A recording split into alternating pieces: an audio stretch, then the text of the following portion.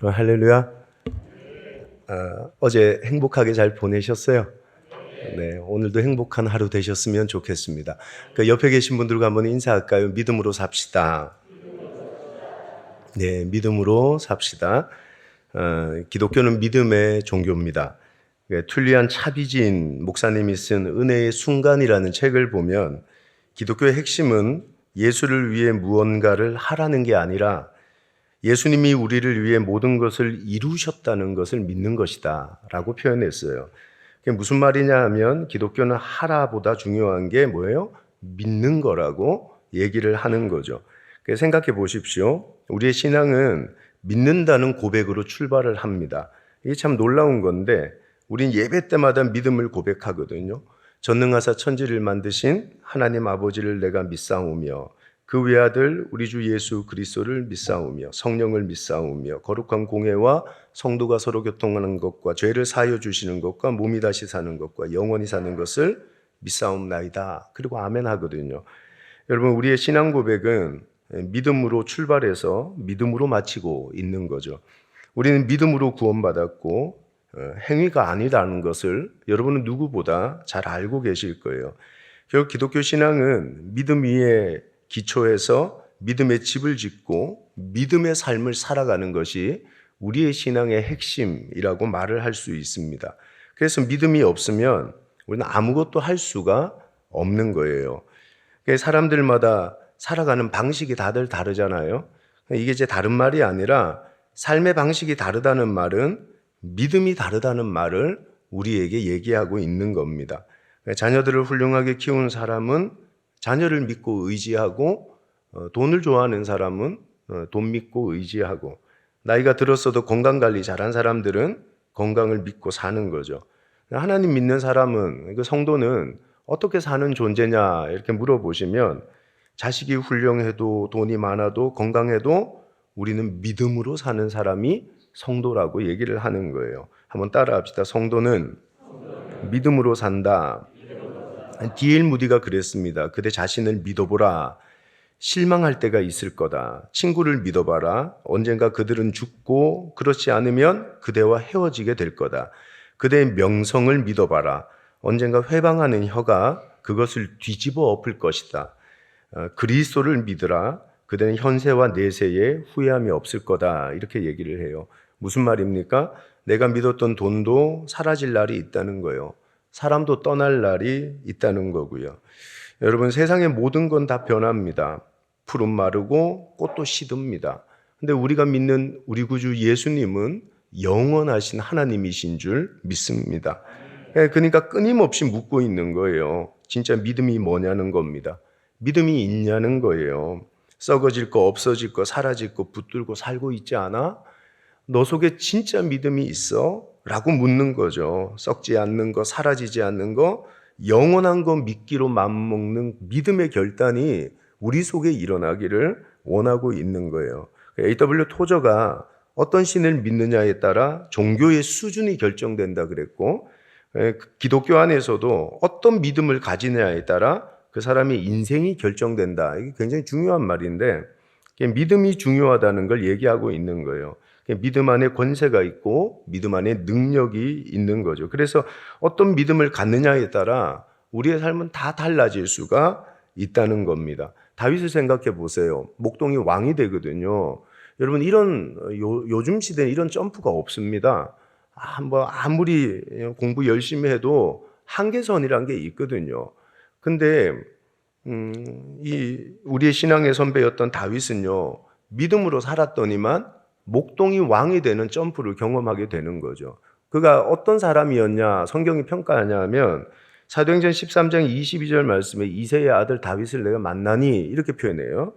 내 마음에 맞는 사람이다. 내 뜻을 다 이루었다. 여러분, 하나님의 마음에 맞는 믿음이 다윗의 삶에 있었다는 거예요. 그 믿음이 목동이었던 다윗을 왕의 자리에 서게 했고 하나님께서 그를 그렇게 살게 만드신 은혜를 허락하신 거라고 얘기를 하는 거거든요. 오늘 히브리서 11장 믿음장인데 정말 멋진 믿음의 신앙의 선배들이 등장을 합니다. 하나같이 풍성한 믿음의 축복을 받았던 사람들인데 이 사람들이 이렇게 복받을 수 있었던 건 이분들의 믿음이 너무 귀했던 거예요. 이게 중요한 겁니다. 누구나 교회를 다닐 수 있어요. 누구나 예배를 할 수 있어요. 종교인도 될 수 있고요. 근데 축복받는 신앙인은 아무나 될 수가 없는 거예요. 능력 없는 종교인이 되냐, 아니면 축복받는 신앙인이 되냐의 차이는 믿음의 차이라고 얘기를 하는 거죠. 우리의 마음에 오늘 어떤 결단이 있어야 되냐면, 난 종교인으로 살 건가? 나는 정말 복받는 신앙인으로 살 건가? 이거 한 번쯤은 생각해보고 도전하시고 점검할 줄 알아야 되는 거예요. 난 정말 그냥 교회 다니는 종교인인가? 아니면 믿음으로 무장해서 믿음으로 가득 채워져서 축복받는 신앙인으로 살 것인가? 이건 우리의 결단이고 선택이고 성령의 도우심이 있어야 되는 거예요. 여러분, 히브리서 말씀을 통해서 오늘 믿음으로 세상을 이긴 세 사람의 믿음을 설명을 해주고 있는데요. 이분들은 믿음에 대해 말만한 사람들이 아니었어요. 믿습니다. 구호처럼 외쳐대는 사람도 아니었어요. 그 믿음으로 살아냈어요. 그리고 그 믿음으로 승리했던 거예요. 누구는 믿음으로 살다 죽었고요. 누구는 믿음으로 살다 핍박당하고요. 근데 하나님이 그 믿음을 기뻐하시고 있다고 우리에게 오늘 말씀을 해주시는 거죠. 믿음으로 살다 죽을 수 있어요. 믿음으로 살다가 핍박당할 수 있거든요. 근데 믿음으로 사는 것을 하나님이 기뻐하신다는 사실 앞에 여러분, 우리는 감동하고 감격하고 내가 어떻게 살아내야 될 것인가를 우리는 선택하고 도전해야 된다는 거죠. 오늘 말씀을 통해서 아벨과 에녹과 노아 이 세 사람의 우리에게 보여주는 믿음의 특징이 무엇인지를 살펴보면서 우리도 하나님이 기뻐하시는 믿음으로 가득해지기를 예수님의 이름으로 축복합니다. 가장 먼저 아벨의 믿음을 간단하게 살펴볼 텐데, 이 아벨의 믿음은 예배로 표현이 돼요. 예배는 신앙의 바로메터입니다. 예배가 중요한 거죠. 예배를 능가하는 삶도 없고 삶을 능가하는 예배는 더더군다나 없는 것입니다. 그래서 예배에 성공하면 누군가가 인생에 성공한다 이랬어요. 이게 국룰입니다. 국룰. 이게 법칙이 되는 거죠. 그냥 누구든지 어떤 교회든지 예배만 살면 소망이 있는 겁니다. 예배가 살면 길이 보이는 거죠. 예배가 살면 하나님이 그 삶에 은혜를 부어주시는 거예요. 그래서 4절 말씀을 보면 믿음으로 아벨은 가인보다 더 나은 제사를 하나님께 드림으로 의로운 자라 하시는 증거를 얻었어. 이렇게 말합니다. 하나님이 그 예물에 대하여 증언하심이라. 그가 죽었으나 그 믿음으로써 지금도 말하느니라. 이게 무슨 말인지 아시겠죠? 그가 죽었어요. 믿음을 지키다가 믿음으로 예배하다가 죽어버린 거예요. 근데 하나님이 그걸 귀하게 여기셨고 기뻐하셨고 그게 맞는 거야 라고 말씀을 하고 계시더라는 거예요. 더 나은 제사라는 말은요, 세상의 그 어떤 것보다 예배를 더 소중하게 여겼다라는 표현 아닙니까? 아벨은 가인보다 예배를 더 소중하게 여겼어요. 그러면 근데 우리는 예배보다 더 소중한 게 너무 많아요. 이 시대는 더 이상 예배를 소중하게 여기지 않아요. 우리의 예배를 한번 돌아보세요. 우리의 삶의 우선이 예배여야 하는데 예배보다 우선인 것들이 너무 많은 거예요. 한 살 한 살 먹고 세상을 더 살다 보니 하나님보다 소중한 것들이 우리의 삶에 너무 많아요. 그거 흐트러지고 그거 없어지면 죽을 것 같은데 하나님이 내 삶에 없어도 기도하지 않아도 예배하지 않아도 밥 먹고 살고 돈 벌고 사는데 불편함을 느끼는 성도들이 없어요. 근데 성도는 어떤 존재예요? 예배하지 않아서 불편함이 느껴져야 되거든요. 예배가 죽어서 영적인 이 불편함이 세상을 사는 불편함보다 더 크게 여겨져야 되는 게 성도의 삶의 모습이거든요. 근데 오늘 이 아벨이라는 사람을 하나님이 귀하게 여기신 이유가 이건 거예요. 그 예배를 하나님께서 믿음으로 보셨다는 거죠. 여러분, 제가 가르쳤던 청년 중에 이제 대학원에서 이제 황우석 박사가 연구했던 그쪽 분야를 연구하는 친구가 있었어요.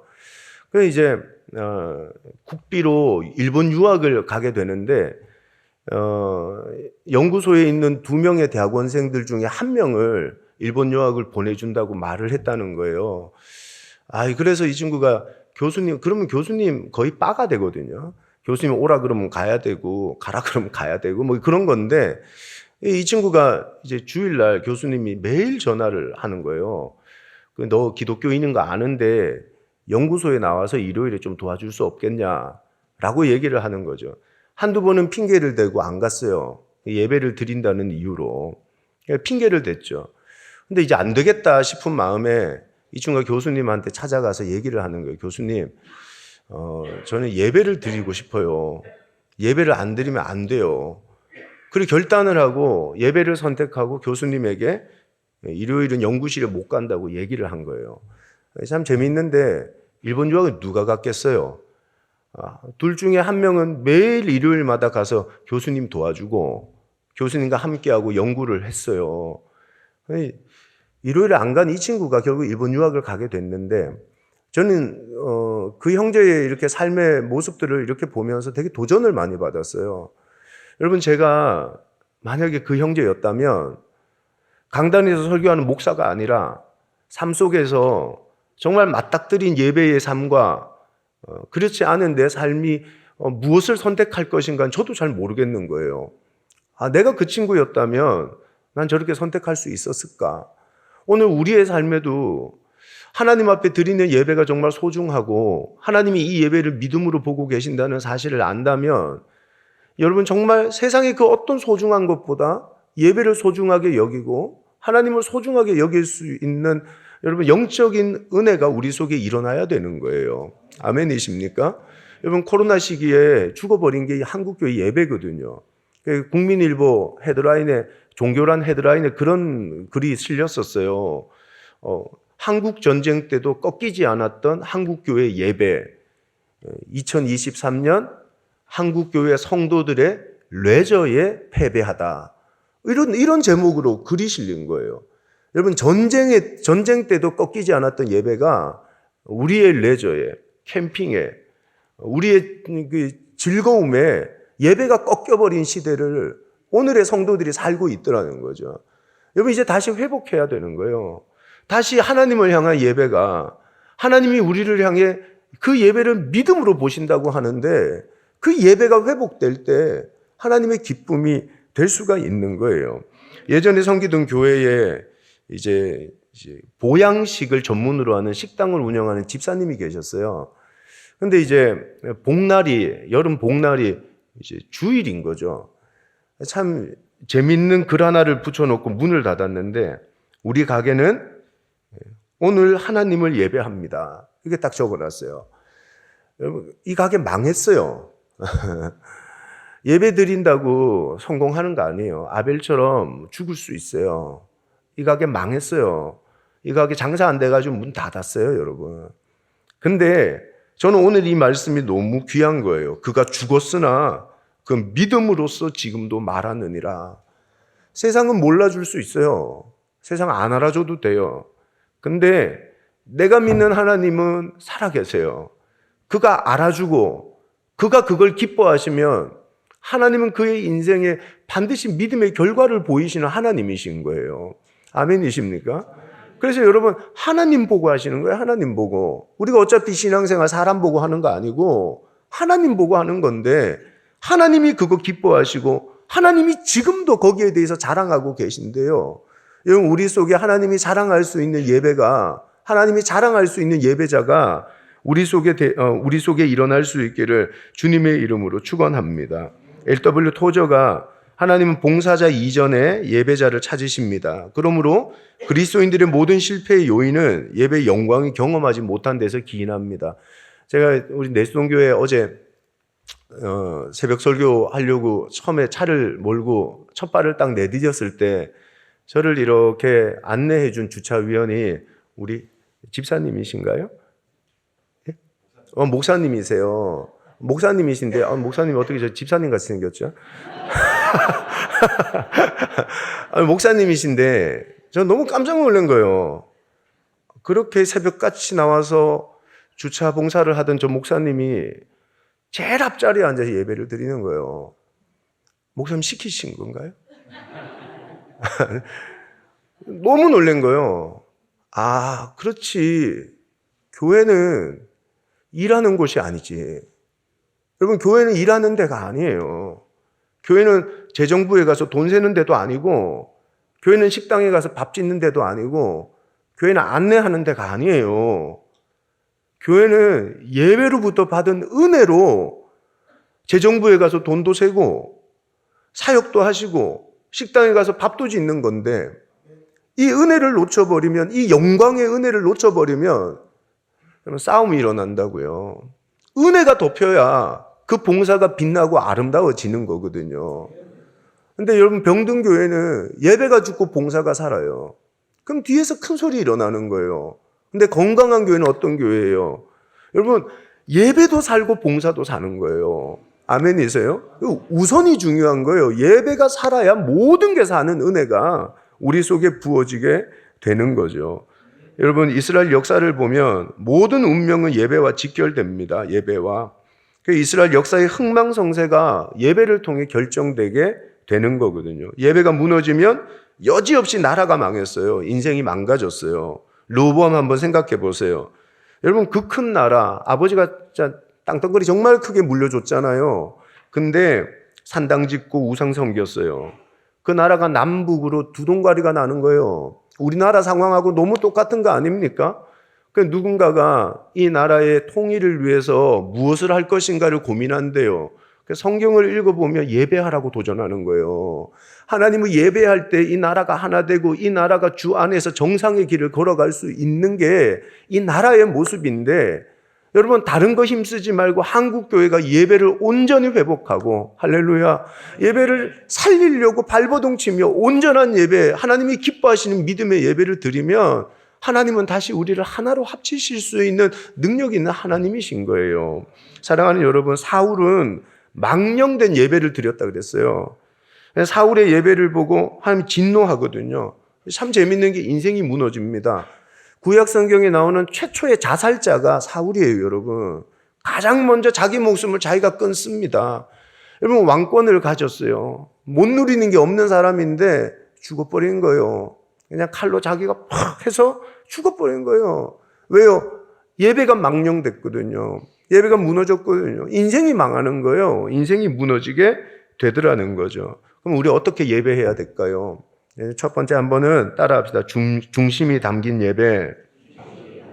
하나님 중심을 보시거든요. 근데 너무 많은 성도들이 껍데기만 있는 거예요. 중심은 빠지고, 너무 많은 사람들이 알맹이는 없고 껍데기만 있는 예배로 하나님 앞에 나가고 있더라는 거죠. 하나님은 우리의 제스처에, 하나님은 우리의 헌금에, 하나님은 그런 페이크에 속는 분이 아니세요. 여러분, 제 아내가 미용실에 갔다 왔는데 제가 특징 중에 하나가 여성도님들의 이 헤어스타일이 변한 걸 정말 잘 캐치를 해내거든요. 집사님 파마하셨네요? 집사님 컷하셨네요? 제가 정말 잘 찾아내거든요. 근데 어떤 남자도 자기 마누라 머리는 잘 모르는 것 같아요.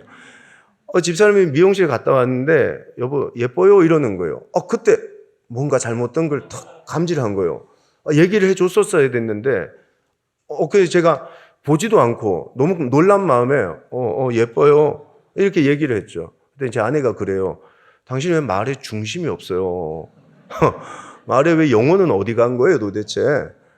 마음이 없어요. 막 이렇게 얘기를 하는 거예요. 여러분, 사람도요, 그 사람이 나 사랑한다 그러면 그게 진짜인지 가짜인지 알아요. 사람도 중심을 안다고요. 마음을 안다고요.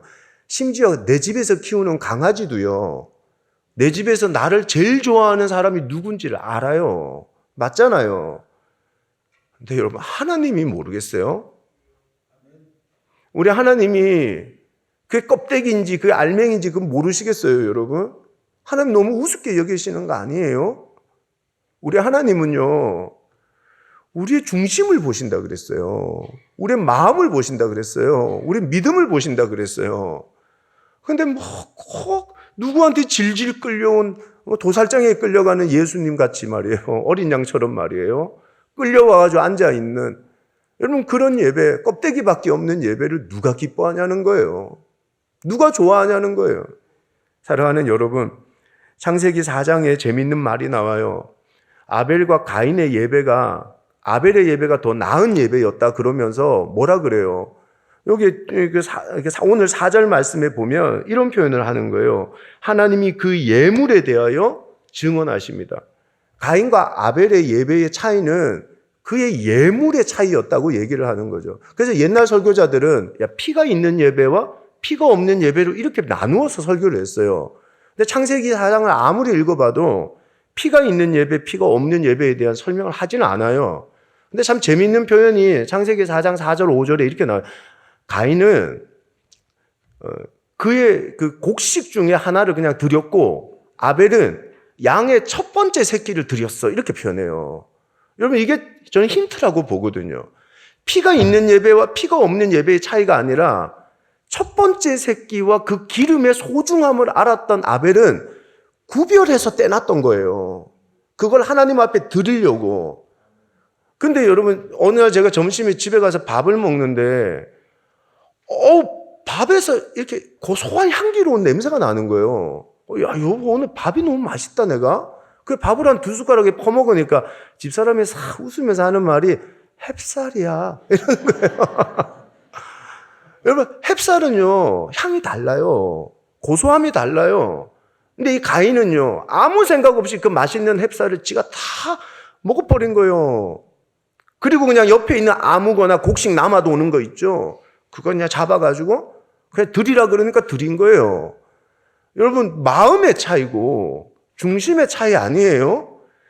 아벨의 예배와 가인의 예배는 하나님 앞에 그 마음과 중심이 드려지고 드려지지 않았던 예배의 차이라고 얘기를 하는 거예요.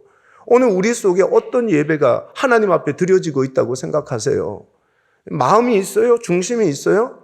여러분 레위기 말씀을 보면 이 마음과 중심을 이런 식으로 표현합니다. 10장 1절 2절에 아론의 아들 나답과 아비후가 각기 향로를 가져다가 여호와께서 명령하시지 아니하신 다른 불을 담아 여호와 앞에 분향하였더니 불이 여호와 앞에서 나와 그들을 삼킴에 그들이 여호와 앞에서 죽은지라. 여러분 하나님은 불이 없는 예배를 싫어하셨어요. 여기서 불이 뭔데요? 우리의 마음이잖아요. 우리의 중심이잖아요. 여러분 불이 없고 마음이 없고 중심이 없는 예배를 드렸던 나답과 아비후가 어떻게 됩니까? 죽어버리는 거예요. 예배가 얼마나 귀한 건데, 예배가 얼마나 가치 있는 건데 이 가치 있는 걸 껍데기만 하다 보니까 불타 죽어버리는 일이 생기는 거예요. 오늘 여러분 이 소중한 예배 드리다가 영혼이 망하는 사람도 있고요, 영혼이 무너지는 사람도 있는 거예요. 근데 누군가는 중심으로 예배를 드리다가 불로 예배를 드리다가 하나님 만나는 거예요. 아멘이십니까? 그분의 말씀이 내 삶을 주도하고 그분의 말씀 앞에 내 인생이 무릎 꿇고 순종하게 될 때 하나님의 은혜가 부어지는 역사가 나타나게 되거든요. 여러분 두 번째가 뭐냐 하면 삶이 드려진 예배예요. 이거 한번 따라할까요? 삶이 드려진 예배.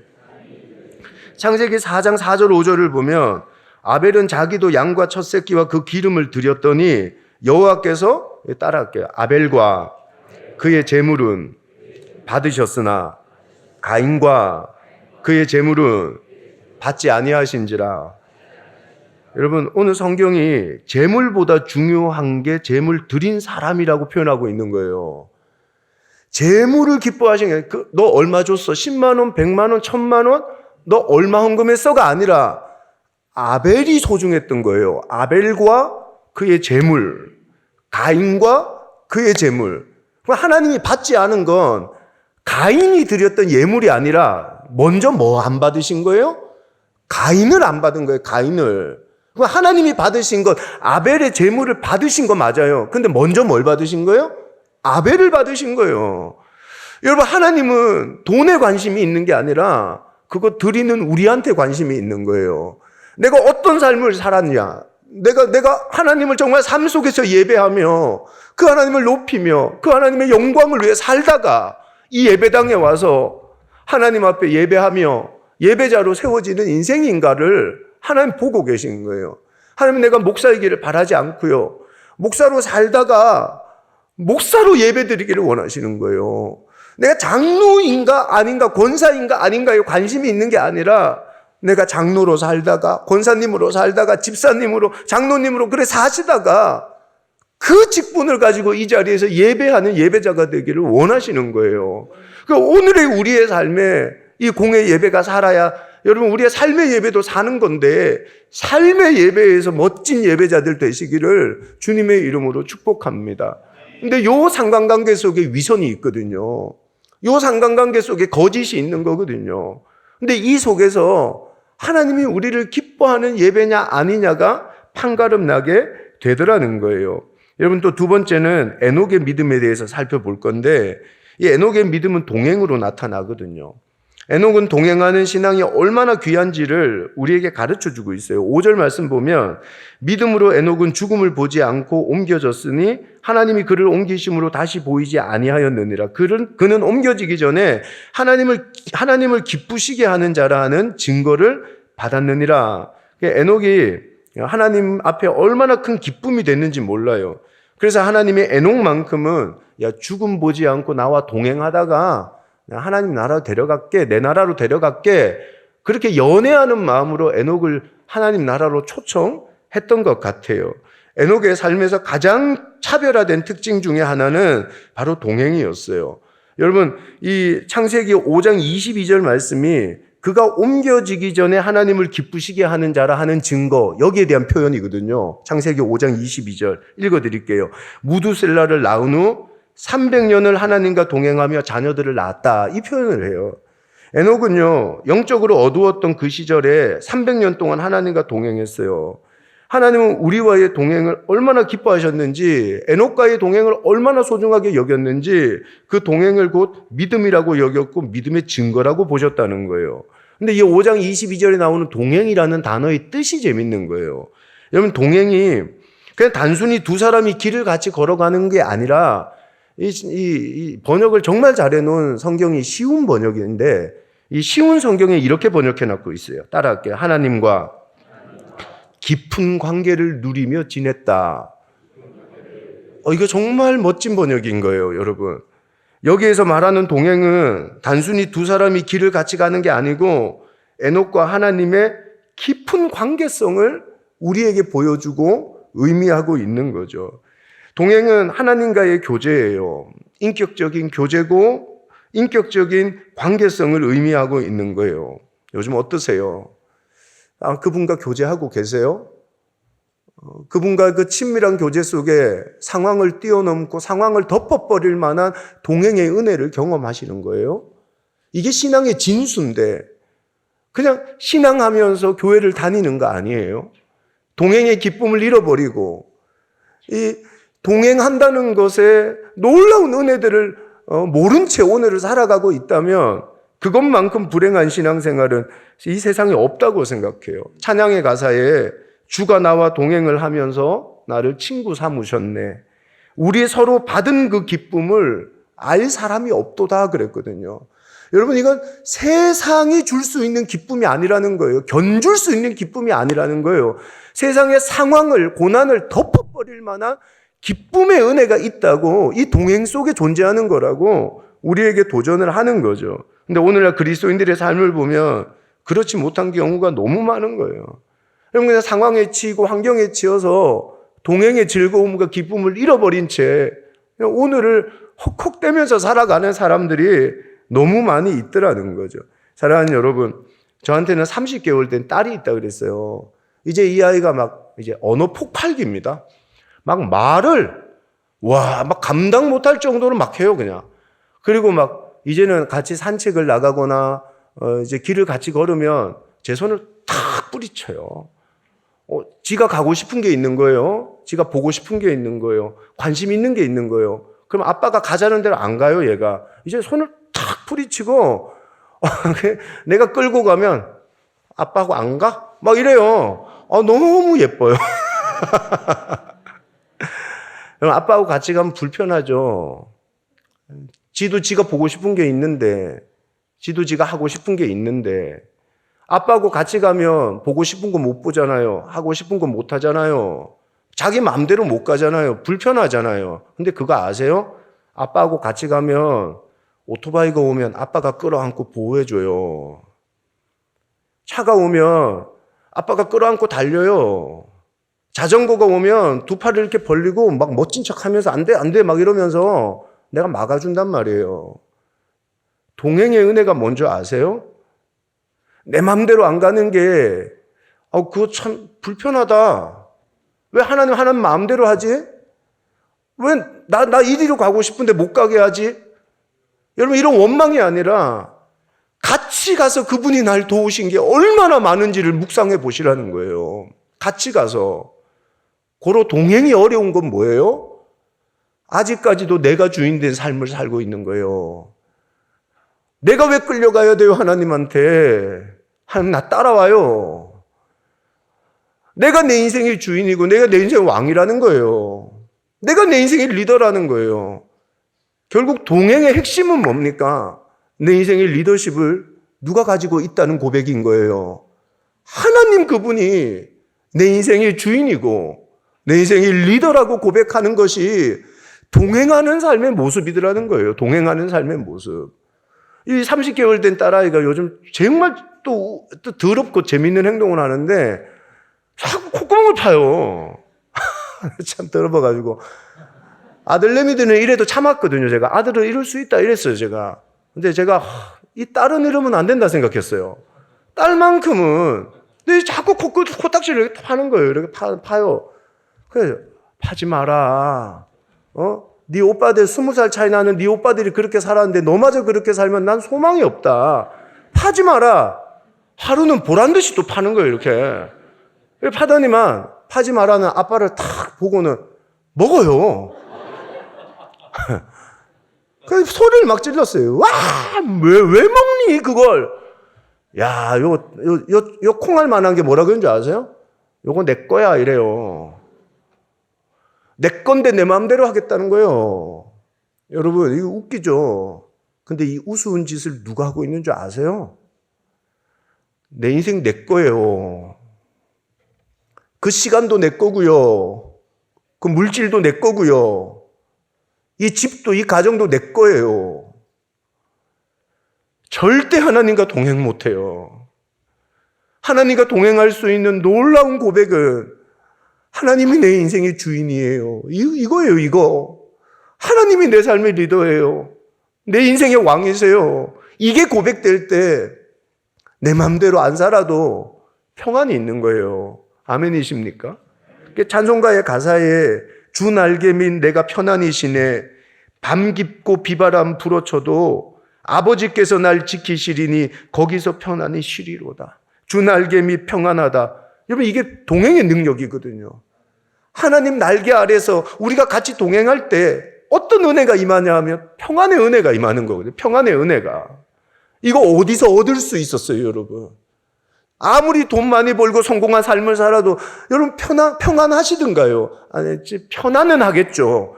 좋은 집에 살고 좋은 차 타니까 편리하고 편안하게는 살겠지만 평안은 없단 말이에요.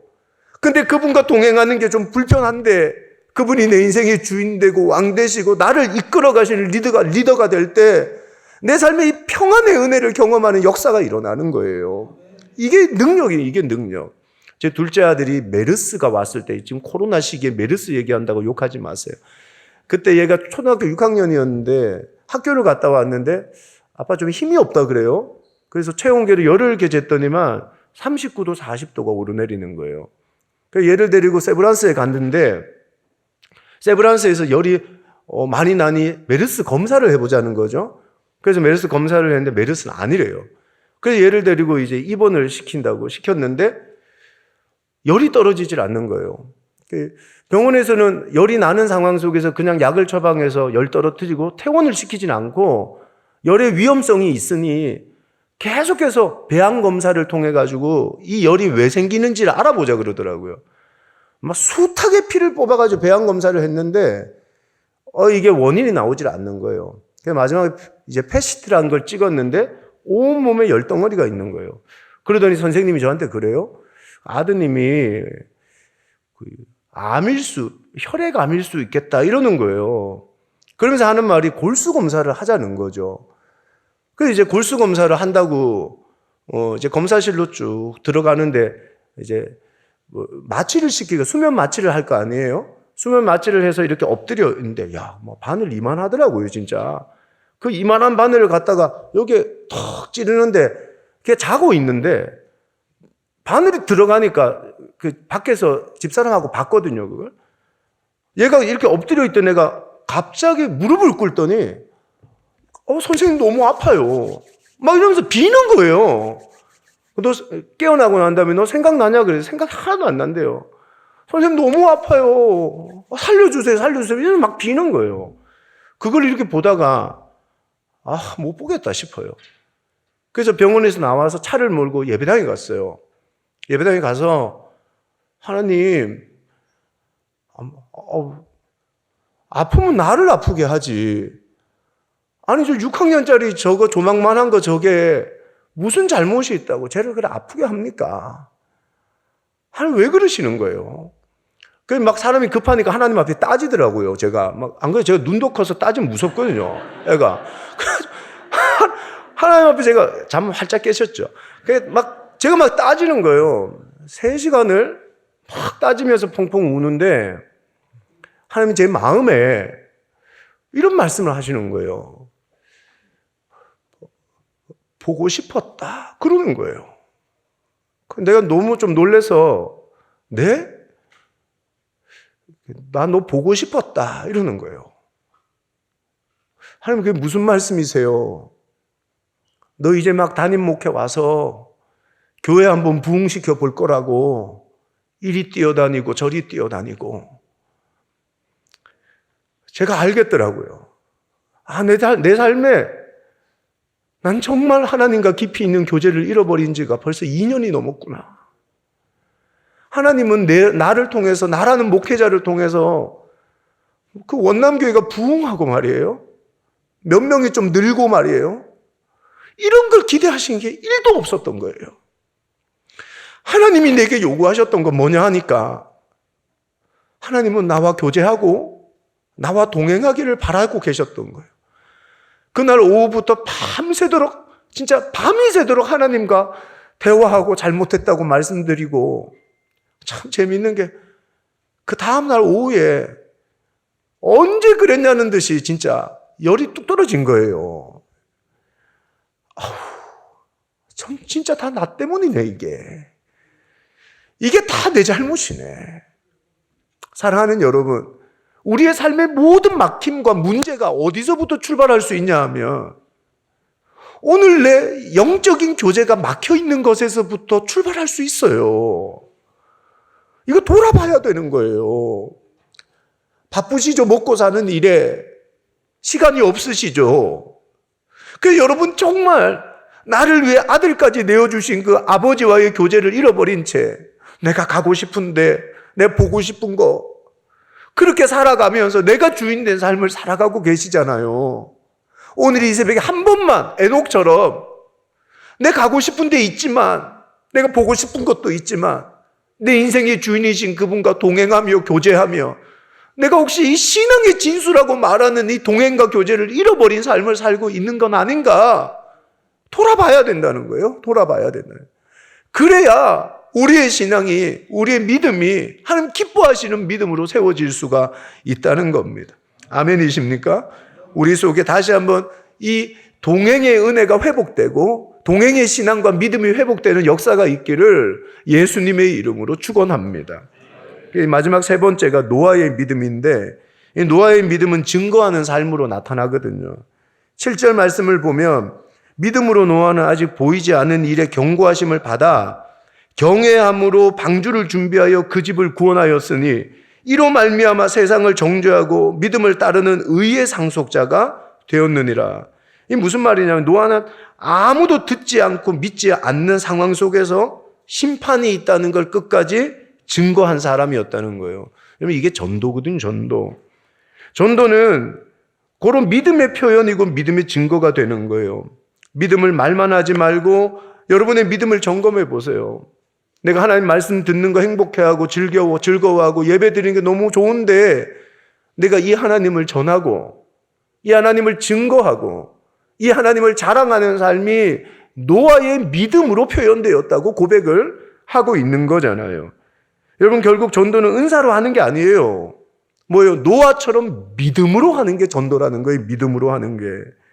7절을 보면 구체적인 전도라는 행위에 대해서 설명을 하는데 경고하심을 받은 자가 그 경고하심을 전하고 있다는 거예요. 사랑하는 여러분, 생각해 보세요. 방주가 준비되어 있으니까 살고 싶으면 삶을 돌이켜 하나님의 방주로 들어오라는 거예요. 근데 거기에는 이 말을 들은 사람들 중에는 핍박하는 사람이 있어요, 없어요? 욕하는 사람이 있어요, 없어요? 거절하는 사람이 있어요, 없어요? 있거든요. 근데 노아는 믿음으로 전하는 사람이었다고 고백을 하고 있는 거예요. 여러분 잊지 마세요. 우리는 경고하심을 받은 사람이에요. 아멘이세요?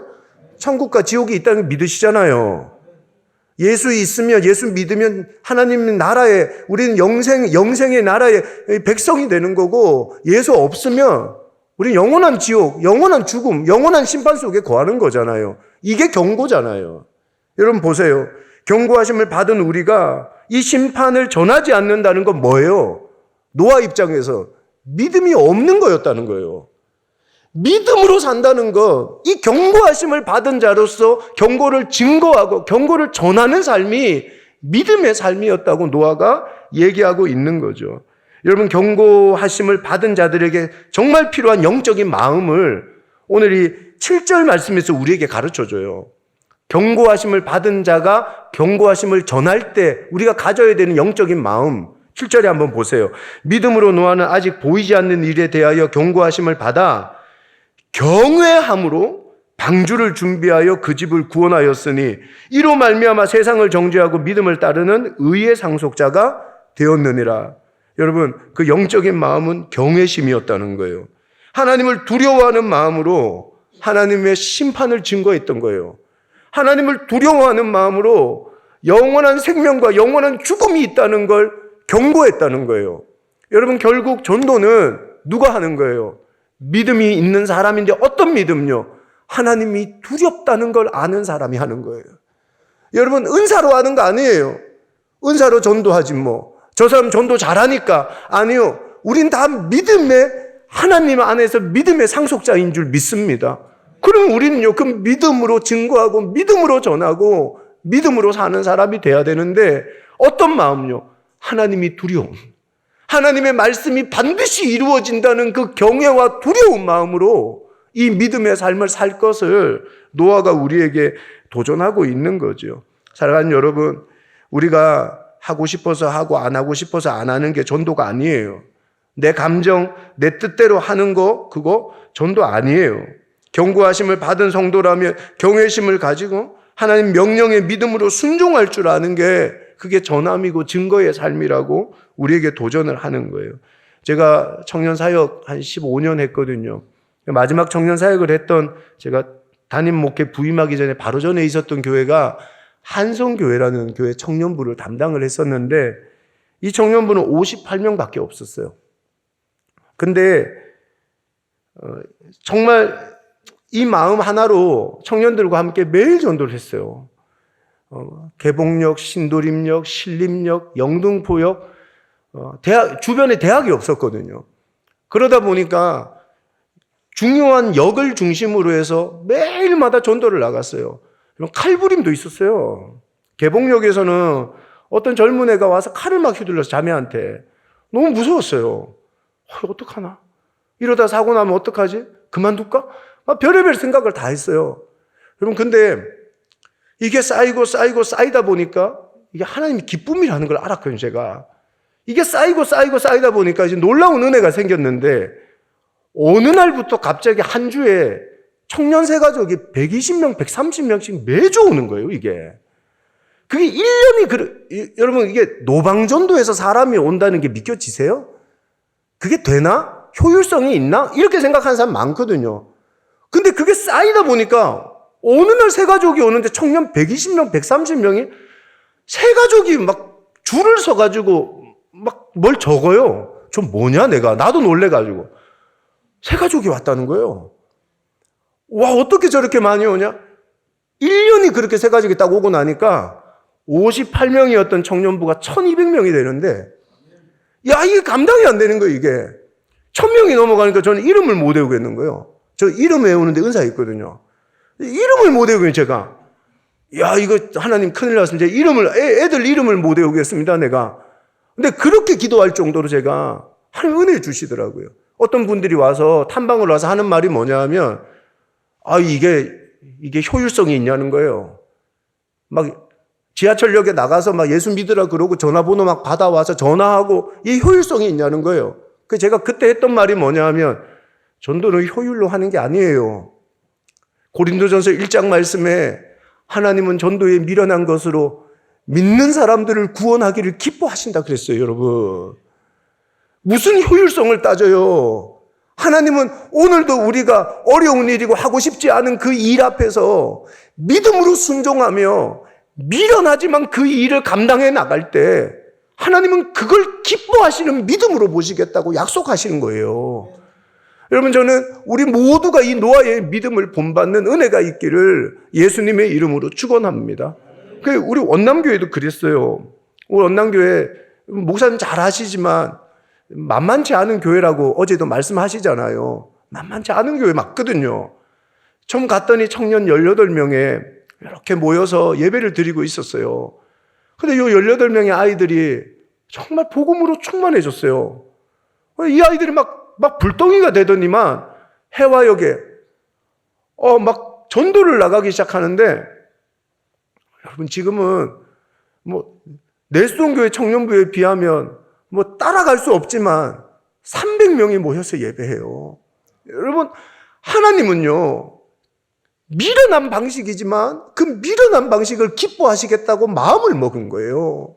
그럼 우리는 어떻게 해야 되는 거예요?